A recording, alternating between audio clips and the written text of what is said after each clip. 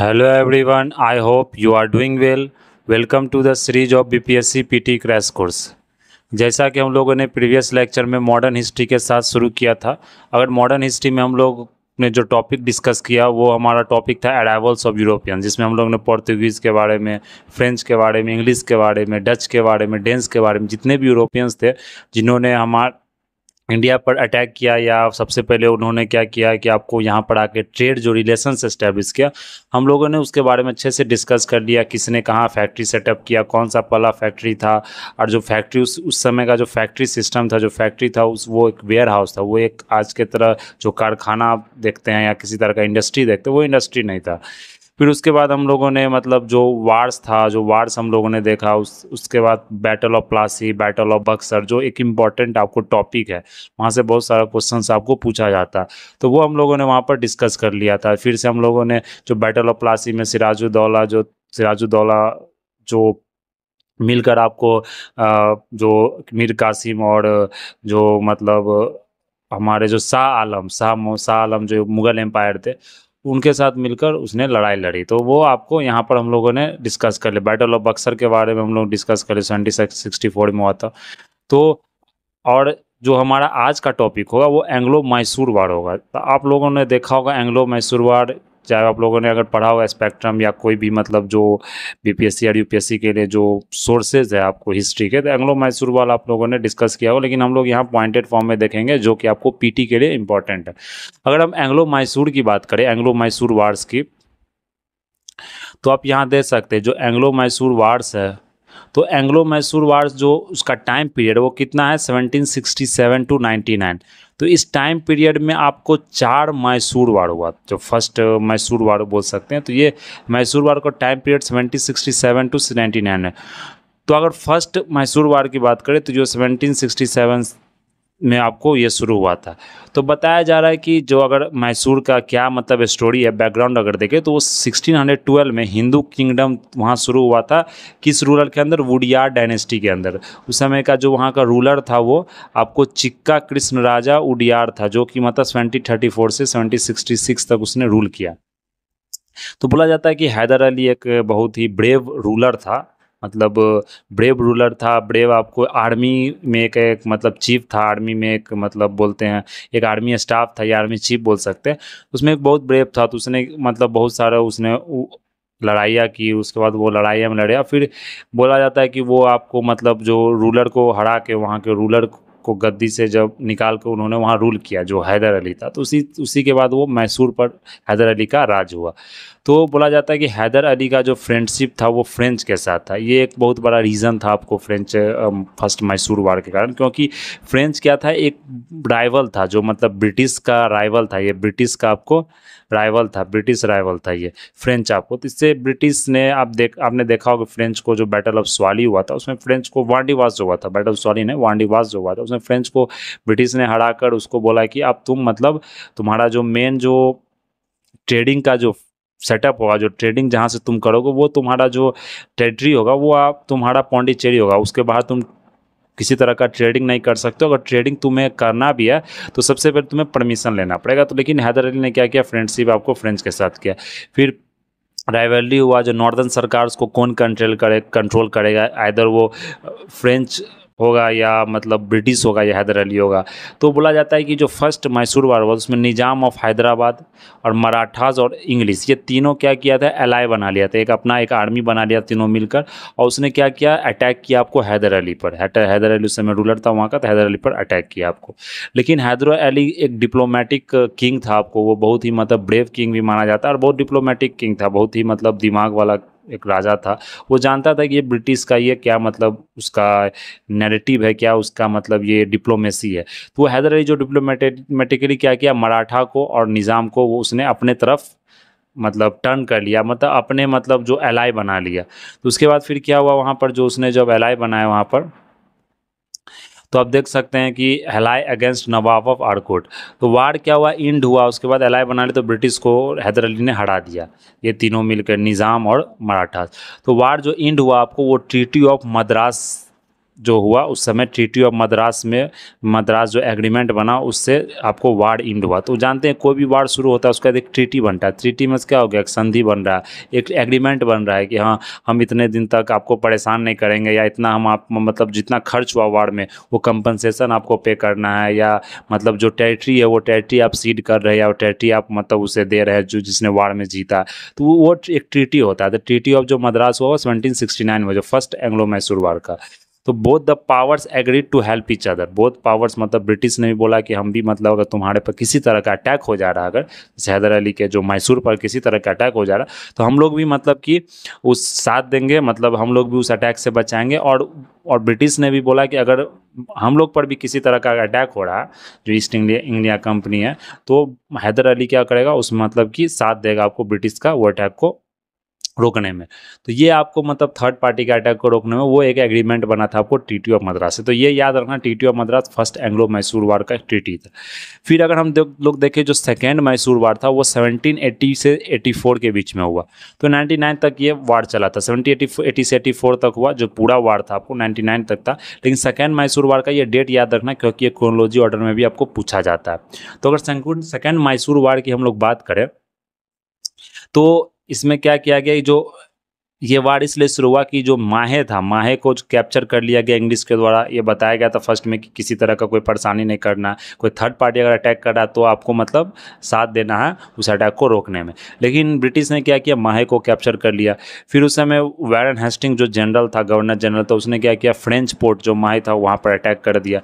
उस समय हैदर ने क्या किया कि हैदर ने इसमें भी आपको डिफीट किया। यहाँ पर Hyder defeated at Porto by Eyre Coote, death of. लेकिन हैदर वहाँ हो गया, फिर डिफीट होगा। वहाँ हैदर को उसने डिफीट नहीं किया, हैदर को ही डिफीट कर दिया। और उसे हैदर उसी जो सेकेंड एंग्लो मैसूर वार था उसी में हैदर का क्या हो गया, डेथ हो गया। हैदर का वहाँ मौत हो गया आपको। तो फिर उसके बाद जो ट्रीटी बना आपको, ट्रीटी ऑफ मैंगलोर बना। वो किसके बीच में बना, टीपू के बीच में बना, लॉर्ड मैकार्टनी के बीच में बना। तो वो मतलब ट्रीटी मैंगलोर था। उसके बाद वो जो वार में बोला जाता है कि वो एक इनकंक्लूसिव वार था, किसी तरह का कंक्लूजन वहाँ सही से निकल नहीं पाया। लेकिन बोला जा रहा है कि हैदर अली क्या किया कि एक अलायंस बनाया मराठा के साथ और निजाम के साथ ब्रिटिश के खिलाफ। He attacked the Carnatic and captured Arcot and defeated the English army under the colonel Baillie in 1781। फिर क्या हुआ कि जो मतलब उसने जो अलायंस बनाया आपको मराठा और निजाम आर्मी के साथ, उसके बाद क्या किया, ब्रिटिश पर अटैक किया और ब्रिटिश को वहाँ हरा दिया। जो आपको आरकोट उसने कैप्चर भी कर लिया, कर्नाटक भी कैप्चर कर लिया। उस समय इंग्लिश आर्मी जो लड़ रहा था आपको हैदर के साथ, जो टीपू सुल्तान के साथ, टीपू सुल्तान उस समय मतलब पावर में आपको आ गया क्योंकि हैदर अली का वहाँ डेथ हो गया था। तो उसका जो बेटा था वो टीपू सुल्तान था। तो वो army under colonel Baillie in 1781। तो ये आपको ध्यान नहीं रखना कौन सा आर्मी था, ये रखना कि सेकंड जो बैटल हुआ था वो एंग्लो मैसूर वार। तो उसमें जो ट्रीटी बना था कौन सा ट्रीटी था, ट्रीटी ऑफ मैंगलोर, जिसमें है टीपू ने क्या किया, आपको ब्रिटिश को हरा दिया। तो he attack the Carnatic and capture Arcot, ये हमने देख लिया। उसके बाद जो थर्ड मैसूर वार हुआ, जो थर्ड मैसूर वार कब हुआ था, वो 1790 से 92 तक, ये 2 ही साल चला ये वार आपको। तो ये जो थर्ड मैसूर वार हुआ था इसमें, तो इसमें 1791 में लॉर्ड कॉर्नवालिस जो गवर्नर जनरल था वो लीडरशिप लिया। लार्ज आर्मी को उसने हेड किया। वो फिर आम्बूर की तरफ मूव किया, वेलोर जो बेंगलोर में है उसके तरफ मूव किया और वहाँ से वो श्रृंगापट्टनम पहुँचा। श्रृंगापट्टनम एक कैपिटल सिटी था आपको जो मैसूर आर्मी का, मैसूर मतलब मराठा, मैसूर किंगडम का। फिर मराठा और निजाम और कॉर्नवालिस क्या किया, वो बहुत एक मतलब बोला जाता है चतुर और क्लेवर मतलब गवर्नर जनरल था। उसने क्या किया, मराठा और निजाम को अपने टीम में शामिल कर लिया और वो तीनों ने मिलकर क्या किया, टीपू सुल्तान को वहाँ हरा दिया। तो अब देख सकते हैं कि वो कितना बड़ा एक रोल प्ले करता है। मराठा के पास क्या था कि एक बहुत ही शक्तिशाली आर्मी हुआ करता था मराठा किंगडम में। निज़ाम में भी क्या होता था, एक आर्मी हुआ करता। तो आप अगर आर्मी ज़्यादा आपके पास है, और मतलब ब्रिटिश के पास उतना ज़्यादा आर्मी नहीं था, वो जो आपको रिक्रूट करता था वो इंडियन मतलब पीजेंट ही था, वो इंडियन पीपुल ही था। लेकिन उस समय एक देशभक्ति का बोल सकते हैं या नेशनलिज्म का किसी तरह का स्पिरिट नहीं था। नेशनलिज्म जो स्पिरिट होता है उस तरह का नेशनलिज्म का कोई सेंस नहीं था, स्पिरिट नहीं था कि हम देशभक्त के लिए काम करें। उस समय सब क्या होता था कि मतलब फ्यूडलिज्म सिस्टम था, सब अपना अपना एक छोटा छोटा स्टेट होता था, बहुत सारा किंगडम था। आपने देखा होगा कि जब आज़ादी हुआ था उस समय 500 से ऊपर किंगडम था। जो छोटा छोटा स्टेट होता है वो अब सब अपना अपना राजा रजवाड़ा वाला सिस्टम था। तो वो सब अपना अपना राजा का मतलब कि एक तरह से बोल सकते हैं स्टेट होता था, था उसमें राजा का जितना प्रजा वो उस राजा ही को मानता था, वो किसी तरह का वो नेशनलिज्म का फीलिंग नहीं था। इसी समय क्या हुआ, मराठा निज़ाम और कॉर्नवालिस ने तीनों एक मतलब अपना टीम में शामिल हुआ, अलायंस बनाया और फिर उसने क्या किया, आपको हैदर जो टीपू सुल्तान था उसको हरा दिया, तो वो इंग्लिश के साइड साइड हो गया। तो उसके बाद देखेंगे जो सब्सिडरी अलायंस बनाया, मतलब हराने के बाद टीपू सुल्तान को सब्सिडरी अलायंस साइन करना पड़ गया। तो सब्सिडरी अलायंस क्या होता है, सब्सिडरी अलायंस आपने अगर देखा होगा तो वो 1798 में लॉर्ड वेलेस्ली, ये किसका मतलब चाइल्ड आपको बोल सकते हैं ब्रेन था, ये लॉर्ड वेलेस्ली का, तो लॉर्ड वेलेस्ली से शुरू किया था सब्सिडरी अलायंस। ये आपको इंट्रोड्यूस किया था सब्सिडरी अलायंस सिस्टम है। सब्सिडरी अलायंस के अंदर क्या होता था, हम लोगों ने कल भी डिस्कस किया था बहुत ही ब्रीफ में, लेकिन आज देखेंगे सब्सिडरी अलायंस क्या होता है। इसमें बोला जाता है कि अगर ब्रिटिश अपना आर्मी को मेंटेनेंस करना चाहे, जैसे आप ब्रिटिश ने क्या किया, आप पर टेरिटरी पर कंट्रोल कर लिया, लेकिन वो आप चाह रहे हैं कि वो मेरे टेरिटरी पर कंट्रोल नहीं करे, तो ब्रिटिश एक मतलब एक सब्सिडरी अलायंस आपको उसके अंदर इंक्लूड करेगा। उसमें क्या था, सब्सिडरी अलायंस एक रूल था, उसके अंदर आपको अगर आप साइन करते हैं सब्सिडरी अलायंस में, तो उसमें क्या होता था कि ब्रिटिश क्या करेगा, अपना आर्मी को आपको वहाँ रख देगा और उस आर्मी को आपको क्या करना पड़ेगा, आपको पेमेंट देना पड़ेगा, उसको सैलरी देना पड़ेगा। तो ब्रिटिश क्या हो गया, ब्रिटिश को वो खर्चा निकल गया, ब्रिटिश ने क्या किया, आर्मी भी रिक्रूट कर लिया, ब्रिटिश का भी आर्मी है, लेकिन वो क्या किया, ब्रिटिश सैलरी नहीं दे रहा, लेकिन आप उसे सैलरी दे रहे हैं और वो भी प्रोटेक्शन के नाम। ब्रिटिश टेरिटरी को सीड करके या टेरिटरी को कब्जा करके या एनेक्स करके फिर राजा को बोलता था तुम अपना टेरिटरी पर रूल करो, हम तुमको सिर्फ आर्मी देंगे, तुमको सुरक्षा देंगे। तो ये देख सकते एक मतलब बोल सकते आयरनी था कि आप पहले उसको कंट्रोल कर रहे, एनेक्स कर लिए, उसका सुरक्षा दे रहे, इसी के नाम पर सब ट्रीट। फिर धीरे धीरे जब पे नहीं कर पाता था तो फिर क्या करता था, आपको मतलब एनिमी बन गया, या उसके बाद फिर ज़मीन उसका हथिया लिया, फिर उसका जो राज्य था उसको एनेक्स कर लिया। तो इस तरह का रूल था आपको सब्सिडी अलायंस का। तो जो सबसे पहला जो रूलर साइन किया था सब्सिडी अलायंस वो था निज़ाम ऑफ हैदराबाद, तो आप ध्यान रखना। तो जो नेटिव प्रिंस था उसको एक और सब्सिडी अलायंस में एक नियम था कि आप किसी भी मतलब बिना परमिशन से, बिना ब्रिटिश ऑफिसर के परमिशन से आप किसी भी अदर पावर और मतलब किसी भी अदर राइवल जो फ्रेंच जो जो जो यूरोपियन आपको पावर है उसके साथ आप मतलब किसी तरह का गठबंधन नहीं कर सकते, किसी तरह का अलायंस नहीं बना सकते, या किसी मतलब अगर कोई अलग राजा है, कोई अलग राजा रजवाड़ा या किसी अलग तरह का प्रिंसली स्टेट है तो वहाँ से किसी तरह का रिलेशन नहीं बना सकते। ये भी एक नियम था आपको सब्सिडी अलायंस का। एक तो नियम हो गया कि आपको पेमेंट करना और हम अपने आर्मी को वहाँ रिक्रूट करेंगे, और आपके जो कोर्ट में हो, कोर्ट में क्या होगा, हमारा एक ब्रिटिश ऑफिशियल होगा आपके कोर्ट में, लेकिन वो क्या करेगा, किसी तरह का आपका इंटरनल अफेयर्स में इंटरफेरेंस नहीं करेगा। ये कहने वाला बात था, लेकिन पूरा इंटरनल अफेयर्स में वो आपको इंटरफेयर करता था। तो फिर जो आपको जो ट्रीटी हुआ था आपको थर्ड एंग्लो मैसूर में, वो क्या था, ट्रीटी ऑफ श्रृंगापट्टनम। ट्रीटी ऑफ श्रृंगापट्टनम हुआ था थर्ड एंग्लो मैसूर में। इसमें टीपू सुल्तान ने लॉस्ट कर दिया, मतलब अपने सन को, मतलब जो अपने बेटा को, और वो बेटा को ब्रिटिश ने ले गया, बोला कि जब तक तुम मतलब और पैसा कुछ बाकी रह गया, तो बोला कुछ पूरा अगर पेमेंट नहीं करोगे तब तक बेटा को नहीं छोड़ेंगे। और उसने क्या किया कि हाफ जो टेरिटरी था वो मतलब टीपू सुल्तान का मैसूर का, वो उसने कब्जा कर लिया, ले लिया। 2 sons of Tipu Sultan were kept at prisoners with the Cornwallis. तो कॉर्नवालिस क्या किया, 2 उसका जो बेटा था उसको अपने साथ वो ले गया, उसे मतलब प्रिजनर बना के।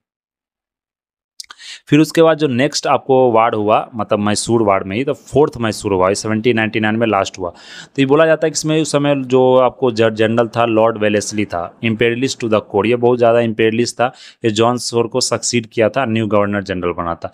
तो उस समय जानते हैं टीपू सुल्तान ने क्या किया था, आपको नेपोलियन का उस समय रूल हुआ करता था फ्रेंच में, तो टीपू सुल्तान नेपोलियन के बीच में गहरा दोस्ती था। टीपू सुल्तान अपने जो बोल सकते हैं लिबर्टी जो ट्री होता है, ट्री ऑफ लिबर्टी, वो भी टीपू सुल्तान ने वहाँ जैकोबिन क्लब भी ज्वाइन किया था, उसका मेंबरशिप था। तो बोला जाता है कि फ्रेंच से वो गहरा एक रिश्ता था।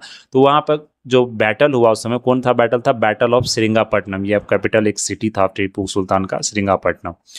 तो फिर सब्सिडी अलायंस आपको, फिर उसके बाद टीपू सुल्तान को वहाँ हरा दिया गया। वहाँ पर टीपू सुल्तान ने लड़ते लड़ते अपना मतलब जान गंवा दिया। और बोला जाता है टीपू सुल्तान ने मतलब ये मतलब ब्रिटिश ने बोला टीपू सुल्तान को, अगर तुम मतलब ये ट्रीटी साइन कर लेते हो किसी तरह का मुझसे, तो टीपू सुल्तान ने बोला नहीं, तो ट्रीटी साइन करने से अच्छा है कि पेंशनर बनने से, मतलब एक कोर्ट था टीपू सुल्तान का कि पेंशनर बनने से अच्छा है कि हम मतलब अपना जान दे दे। मतलब हम एक गीदड़ की तरह नहीं रह सकते, भेड़ की तरह नहीं रह सकते, अगर मरना है तो शेर की तरह मरेंगे। तो वो एक मतलब आप देख सकते हो वो मतलब कोटेशन था टीपू सुल्तान का। तो टीपू सुल्तान जो डिफेंस करते हुए अपना मतलब किल हो गया, मतलब मर गया आपको। तो 1831 में बेंटी का आपको क्या किया, एडमिनिस्ट्रेशन ले लिया, मिस गवर्नेंस से। उस समय जो आपको कृष्ण राजा जो उस समय वुडियार डेनिस था उसको फिर से वहाँ सेटअप कर दिया राजा ने। तो फिर वो जानते हैं ट्रीटी हो गया तो फिर पूरा रिवेन्यू कलेक्शन, पूरी तरह का मतलब कंट्रोल, वो सब आपको ब्रिटिश के अंदर हो गया। इसलिए ब्रिटिश चाहता था कि ज़्यादा हम पे खर्च भी ना पड़े और मतलब सब्सिडी अलायंस भी हो जाए, डॉक्ट्रिन ऑफ लैप्स भी आप पढ़ेंगे वो भी एक हो जाए। तो उससे क्या होता था, ब्रिटिश को ना खर्च करना पड़ता था, राजा को लगता था कि हम भी रूल कर रहे हैं, अब ब्रिटिश को लगता था हमने टेरिटरी पर कंट्रोल कर लिया। तो अगर टीपू सुल्तान की हम बात करें, टीपू सुल्तान वाज हैदर अली का मतलब बेटा था आपको, वो ग्रेट वॉरियर था, उसे टाइगर ऑफ मैसूरी बोला जाता है। उसने क्या किया, आर्मी को ऑर्गेनाइज किया था यूरोपियन मॉडल पर। ये बहुत मतलब अच्छा बात बोला जाता है कि टीपू सुल्तान का इसलिए आर्मी बहुत ही ज़्यादा आपको स्ट्रांग था। फिर वो उसने डॉकयार्ड जो बोला जाता है कि वैजयबाद मौलीबाद, वहाँ पर उसने आर्मी को रिक्रूट किया था। रॉकेट का पायनियर भी था, उसने रॉकेट का भी मतलब टेक्नोलॉजी खोजा था उस समय इंडिया में। पायोनियर इंट्रोड्यूसिंग सेरिकल्चर, सेरिकल्चर आप लोग जानते हैं मैसूर स्टेट में सेरिकल्चर क्या हो गया, जो मतलब सिल्क का जो प्रोडक्शन होता है वो उसने आपको प्रमोट किया था, इंट्रोड्यूस किया था। वो डेमोक्रेसी का ग्रेट लवर था, ग्रेट डिप्लोमेट भी था। वो फ्रेंच सोल्जर्स को सपोर्ट किया श्रीरंगापट्टनम में, जैकोबिन क्लब बनाने में 1797 में। उसने जो ट्री किया था, tree of liberty at Srirangapatnam, उसने प्लांट किया था, वो एक लिबर्टी का ट्री था। तो ये टीपू सुल्तान के बारे में था। अब जो नेक्स्ट वार है वो एंग्लो मराठा वार है। तो अगर एंग्लो मराठा वार की हम लोग बात करें तो एंग्लो मराठा वार का जो टाइम पीरियड था, वो जितना भी वार हुआ था वो 1775 से आपको कितना था, 1818 तक था। तो 1775 से 1818 तक पूरा इसका वार पीरियड था। तो एंग्लो मराठा में जो फर्स्ट वार हुआ था आपको, फर्स्ट मराठा वार, फर्स्ट एंग्लो मराठा वार, वो 1775 से 82 तक हुआ था। मतलब ये टाइम पीरियड आपको। तो ये वार आपको क्यों हुआ था, उसके पीछे रीज़न क्या है, तो देखिए सबसे पहले क्या था कि सवाई माधवराव उस समय जो पेशवा था, आप जानते हैं कि पेशवा जो मराठा में जो हम लोगों ने पढ़ा भी, ये आपको मतलब जो मेडिएवल जो लास्ट हुआ था वहाँ हम लोग तो पढ़ा था कि क्या मराठा में वो आगे जाकर पेशवा का एक कंसेप्ट आया जिसको एक तरह से प्राइम मिनिस्टर बोल सकते हैं। मेन जो आपको रूलर हुआ करता था वो मराठा पेशवा ही हुआ करता था। तो सवाई माधवराव क्या किया, सक्सीड किया पेशवा में। तो वो जो फ्रस्ट्रेट हो गया, उससे रघुनाथ राव पेशवा बनना चाहता लेकिन वो फ्रस्ट्रेट हो गया। इसलिए रघुनाथ ने क्या किया कि ब्रिटिश के पास गया, उसने ब्रिटिश के साथ ट्रीटी ऑफ सूरत साइन किया।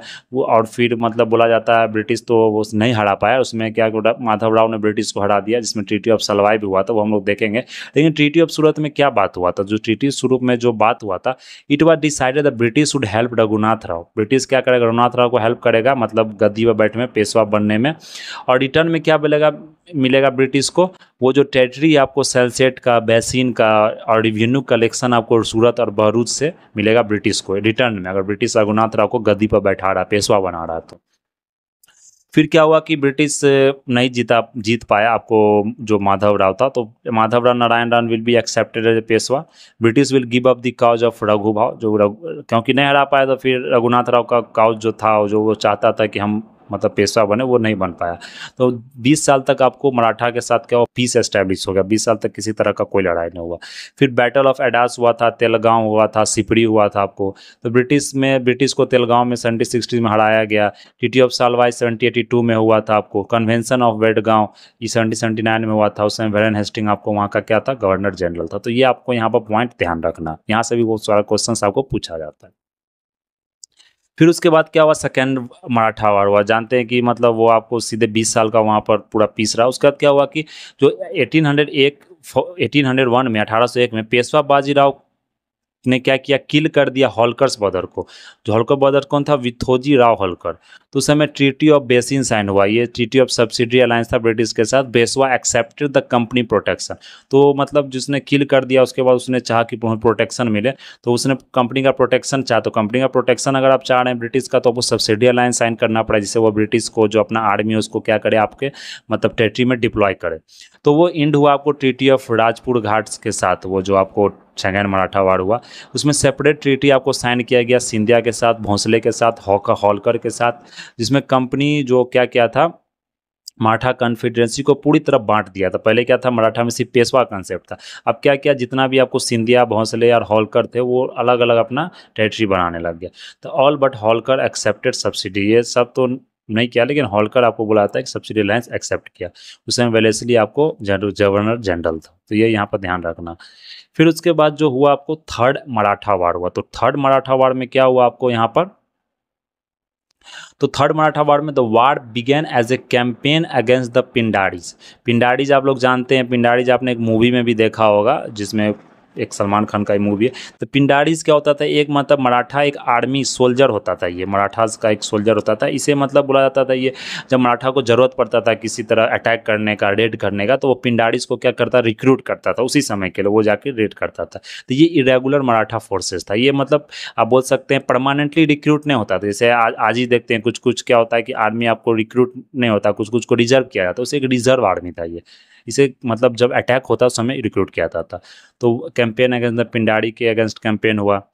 फिर ट्रीटी ऑफ ग्वालियर हुआ था उसमें, तो दौलत राव सिंधिया उसने क्या किया, कंपनी को बोला कि पिंडारीज को हेल्प करने में वो क्या करेगा, मदद करेगा आपको। तो ये था आपको यहाँ पर। और उसके बाद क्या हुआ वहाँ पर आपको, treaty of Mandsaur, treaty of Mandsaur हुआ। तो जो थर्ड मराठा वार हुआ था तो पिंडारी के बीच में मराठा में हुआ था। फिर क्या हुआ, ट्रीटी ऑफ ग्वालियर हुआ, दौलत राव सिंधिया हेल्प कंपनी को किया कि पिंडारीज को हम लोग सप्रेस कर देंगे। फिर ट्रीटी ऑफ मंडसौर हुआ, उसमें होलकर जो सरेंडर किया अपना पूरा टेरिटरी को, नर्मदा जितना भी साउथ ऑफ नर्मदा के किनारे जितना भी ट्रीटी था। द लास्ट मराठा चीफ जो साइन किया वो सब्सिडी अलायंस साइन किया with the British. House of the Peshwa हो जाए, उसके बाद क्या हुआ, पेशवा का जो हाउस था, पेशवा का जो मतलब कंसेप्ट था वो पूरा तरह से ब्रिटिश ने क्या किया, खत्म कर दिया। अब कोई पेशवा नहीं था उस समय। जो गवर्नर जनरल कौन था हमारा, लॉर्ड हेस्टिंग था। ये आपको कौन था, गवर्नर था उस समय। तो इतना आप ध्यान रखेंगे।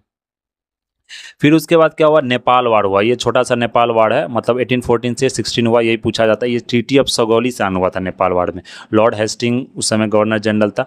तो ट्रीटी एज पर द ट्रीटी क्या था, British gain the district of Garhwal and Kumaon. British को क्या मिला, जो गढ़वाल और कुमाऊं का डिस्ट्रिक्ट है वो ब्रिटिश ने ऑक्युपाई कर लिया। तो ये नेपाल वार था। फिर अगर बर्मा वार की बात करें तो फर्स्ट बर्मा वार हुआ था 1824 से 26 तक, फर्स्ट बर्मा वार। इसमें लॉर्ड आर्महेस्ट आपको गवर्नर था। The Burmese military in its pursuit of rebels in turn occupy Assam and Manipur. तो बर्मीज का जो मिलिट्री था, बर्मीज वार इसलिए हुआ था क्योंकि बर्मा पर कंट्रोल करना था। वो आपको असम और मणिपुर में अपने क्या किया, आपको अपना जो आर्मी था ब्रिटिश ने डिप्लॉय किया, जिससे कि वो बर्मा को कंट्रोल कर सके। तो वो आपको ट्रीटी ऑफ यानदोवो से वो क्या हुआ, इंड हुआ, मतलब जो बर्मीज वार था। तो ट्रीटी के एज पर द ट्रीटी क्या था कि इंग्लिश बोला था कि हम मतलब कि आपको जो असम मणिपुर है उसको हम कंट्रोल नहीं करेंगे, वो आपको दे देंगे, बस हमको वहाँ का बेस चाहिए, मतलब असम और मणिपुर का मतलब एक बफर चाहिए कि वहाँ से हम आर्मी को रिक्रूट करके हम बर्मा पर कंट्रोल कर सके। लेकिन वो फिर क्या हुआ कि किंग ने, फिर वो ब्रिटिश ने कहा नहीं हम इस पर कब्जा करेंगे, लेकिन वहाँ से बोला जाता है कि आसाम ने उसे ब्रिटिश को मार भगाया, तो लेकिन वो कब्जा वहाँ पर नहीं कर पाया था। तो ब्रिटिश रेसिडेंट को उसने एक्सेप्ट लेकिन किया लास्ट में। फिर सेकेंड बर्मीज वार हुआ था 1850 to 53 में। उसमें लॉर्ड डलहौजी आपको जो गवर्नर जनरल था, डलहौजी डिसाइड किया था बर्मा को मतलब डिग्निटी ऑफ इंग्लिश बैक में। फिर आपको रंगून और पेगू को उसने क्या किया, एनेक्स किया था। फिर उसके बाद थर्ड आपको बर्मा वार हुआ था, उसमें लॉर्ड डफरिन था। ब्रिटिश क्या किया, अपर बर्मा को एनेक्स किया। तो ये आपको ध्यान रखना। तो वार का जो जितना भी टॉपिक वो हम आज डिस्कस कर लेते हैं। फिर अगर देखेंगे अफगान वार, तो अफगान वार क्या था, फर्स्ट अफगान वार हुआ था 1839 से आपको 42 के बीच में। तो ये लॉर्ड ऑकलैंड है। ये लॉर्ड कौन था, ये लॉर्ड ऑकलैंड। इसने क्या किया कि आपको उसमें मतलब गवर्नर जनरल था फर्स्ट अफगान वार। ब्रिटिश चाहता था कि हम दोस्त मोहम्मद जो वहाँ का रूलर था, जो वहाँ का, उससे ज़्यादा था उसको हटा के हम शाह शुजा को वहाँ पर डिप्लॉय कर दे, शाह शुजा को वहाँ रख दे, क्योंकि ब्रिटिश का ही मतलब एक आदमी था, ब्रिटिश का ही मतलब खास था ये। तो अफगान इन्वेजन वाज फेलियर, लेकिन अफगान का इन्वेजन वहाँ फेलियर हो गया। शाह शुजा को उसने ब्रिटिश जो वहाँ का जो अफगान रूलर था वो मार गिराया। दोस्त मोहम्मद री एस्टेब्लिश अथॉरिटी का बोला जाता है कि अफगानिस्तान में ब्रिटिश ने बहुत मार खाया, वहाँ उसने कब्जा ही नहीं कर पाया। वहाँ का जो पठान सब होता उसने बहुत मारा वहाँ ब्रिटिश को। सेकेंड अफगान वार हुआ था 1878 to 82 समय। लॉर्ड लिटन था आपको वहाँ का गवर्नर। तो मतलब रसिया का फियर था, क्योंकि रसिया आपको अफगान से जो अफगान है जो सेंट्रल एशिया से आपको इंटर कर सकता है। तो वहाँ ट्रीटी ऑफ गंडामा का आपको साइन किया अफगानिस्तान के साथ। अफगानिस्तान एक बफर स्टेट ब्रिटिश ने क्रिएट किया आपको रशियन और इंडियन एम्पायर के बीच में, जिससे क्या रशिया ने मतलब आर्मी को रोक सके। तो ये था आपको। फिर सिंध का वार हुआ था 1843 में। उसमें लॉर्ड एलनबर्ग आपको मतलब गवर्नर जनरल था। ये रशियन थ्रेट को वहाँ भी कंट्रोल करने के लिए उसने क्या किया था, मतलब रिक्रूट किया था आपको। तो वो इंग्लिश जो आर्मी लेड हुआ था वो विक्टोरियस हुआ, सिंध आपको एनेक्स कर लिया गया। फिर सिख वार अगर देख ले तो आपको सिख वार जो हुआ था, तो फर्स्ट सिख वार कब हुआ था, 1845 से 46 के बीच में हुआ था। उसमें लॉर्ड हार्डिंगे आपको क्या था, गवर्नर जनरल था। पॉलिटिकल इंस्टेबिलिटी हो गया महाराजा रंजीत सिंह के मतलब देहांत के बाद, तो वो ट्रीटी ऑफ लाहौर के साथ वो साइन हुआ। पंजाब का जो कंट्रोल था वो ट्रीटी ऑफ लाहौर जो था उसके साथ ये सिख वार एंड हुआ, फर्स्ट सिख वार। उसे माइनर दलीप सिंह था, उसको किंग की तरह एक्सेप्ट किया गया और ब्रिटिश आपको प्रेसिडेंट लाहौर में, वहाँ भी सब्सिडी अलायंस लग गया आपको। फिर सेकेंड सिख वार हुआ, उसमें लॉर्ड डलहौजी आपको मतलब गवर्नर जनरल था। फिर हेनरी लॉरेंस क्या हुआ, फर्स्ट चीफ कमिश्नर बना पंजाब का। Punjab was the last state annex through the war. Punjab एक लास्ट स्टेट था जिसने ब्रिटिश ने क्या किया, वार के थ्रू से एनेक्स किया। तो आर्मी क्या किया वहाँ पर, army was defeated in battle of Gujarat. It surrendered before the English led by Charles Napier. Dalhousie Punjab को एनेक्स कर दिया। फिर कोहिनूर डायमंड जो आपने पढ़ा होगा, कोहिनूर डायमंड, वो क्या किया, महाराजा जो रंजीत सिंह से मिला था उसको वहाँ से लेकर ब्रिटिश ने क्या किया, ब्रिटिश रॉयल करंट। आज भी देखते जो कोहिनूर हुआ हुआ कहाँ, इंग्लैंड में है। अभी भी मतलब जो ताज बनता है, जो वहाँ की जो रानी, जो क्वीन आपको मतलब जो बनती है, अभी भी ब्रिटेन क्या है, एक तरह से आप बोल सकते हैं वो एम्पायर स्टेट है। मतलब वहाँ पर आपको रिपब्लिकन नहीं होता, वहाँ जो हेड होता है आपको स्टेट का, वो आपको क्वीन होती है, या मतलब वहाँ का जो किंग हुआ, तो जैसे किंग चार्ल्स है, तो इसे वहाँ का जो मतलब आपको जो ताज होता है उस पर ये क्राउन लगाया जाता है, उसमें भी आपको कोहिनूर डायमंड का वो बताया, जिसका भी बहुत लंबा एक स्टोरी है कि कोहिनूर डायमंड जिस जिसके पास गया वो सब मतलब बोला जाता है कि उसने वो मरा ही है जाकर। और वो आज तक जो कोहिनूर हुरा जो एस्टेब्लिश हुआ है, मतलब जो अगर कोई लेडीज उस पहनती है उसका ताज बना के, तो वो ज़्यादा दिन तक मतलब कि आपको सर्वाइव की। लेकिन जो अगर कोई जेंट्स उसको पहन रहा राजा, तो वो मतलब वो मर जाता है तुरंत। ये कोहिनूर हुरा का बहुत एक बड़ा स्टोरी भी है। फिर अवध की बात करें तो अवध 1856 में एनेक्स हुआ था। लॉर्ड डलहौजी ने उसको मतलब मेल एडमिनिस्ट्रेशन के प्रिटेक्स्ट में मतलब कि वहाँ बोला जाता रहता है कि अच्छे से रूल नहीं हो रहा, उसी कारण आपको वहाँ से एनेक्स किया था। तो ये हमारा वार का जो मेन जो टॉपिक था, जो कौन कौन से वार हुआ, चाहे वो सिख वार हो या एंग्लो मैसूर वार हो या मराठा वार हो, वो हम लोगों ने अच्छे से डिस्कस कर लिया। अब जो हमारा जो नेक्स्ट टॉपिक होगा आपको, जो हमारा जो नेक्स्ट टॉपिक होगा लैंड रिवेन्यू सेटलमेंट्स होगा, हम देखेंगे। ये बहुत इंपॉर्टेंट टॉपिक है। मेनली तो यहाँ से क्वेश्चंस आपको पूछा जाता है मेंस में, जो एनालिसिस पार्ट है, लेकिन यहाँ से बहुत सारा क्वेश्चंस आपको पूछा जाता है कि परमानेंट सिस्टम में किसने लाया था, कौन सा डेट में आया था, क्रोनोलॉजी ऑर्डर पूछा जा रहा है, क्या मतलब ब्रिटिश का टैक्स रिवेन्यू जो था वो कितना परसेंटेज था, प्रोडक्शन सिस्टम क्या था, किस तरह का टैक्स यहाँ मतलब इम्पोज किया जाता था, वो हम लोग इसमें आगे देखेंगे। तो आज इतना ही रहने देते हैं। That's all for today. Thank you very much.